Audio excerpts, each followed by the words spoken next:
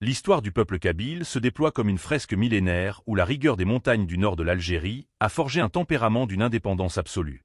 Dès l'Antiquité, ces populations berbères que les chroniqueurs nommaient libyens se distinguèrent par leur refus de toute soumission intégrale aux puissances impériales. Les légions romaines se heurtèrent à la résistance des confédérations du mont Spheratus, cette montagne de fer dont l'accès restait périlleux pour tout conquérant étranger.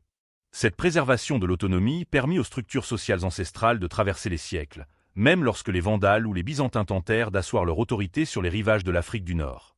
Le passage au Moyen Âge marqua une transition vers une influence politique et intellectuelle majeure. Les tribus Kutama de Petite Kabylie furent le fer de lance de l'ascension fatimide, participant activement à la fondation du Caire. Cependant, c'est avec l'émergence de la dynastie hammadite que la région atteignit son apogée civilisatrice. La cité de Béjaïa devint alors un phare de la connaissance en Méditerranée, attirant les esprits les plus brillants de l'époque. C'est dans ce port florissant, réputé pour son commerce de cire qui légua son nom à la bougie, que le mathématicien italien Leonardo Fibonacci s'initia aux chiffres de l'algèbre.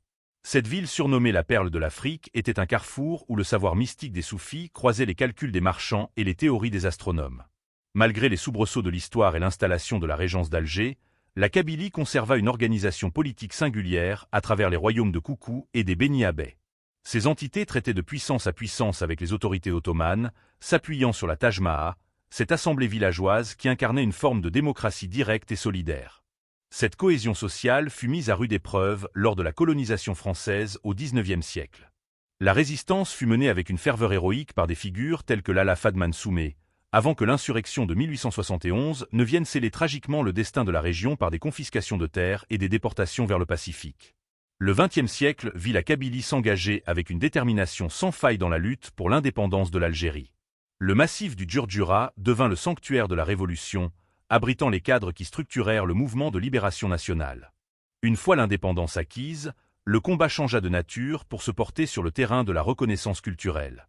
Le printemps berbère de 1980 constitua une rupture majeure, transformant une revendication linguistique en un mouvement démocratique global.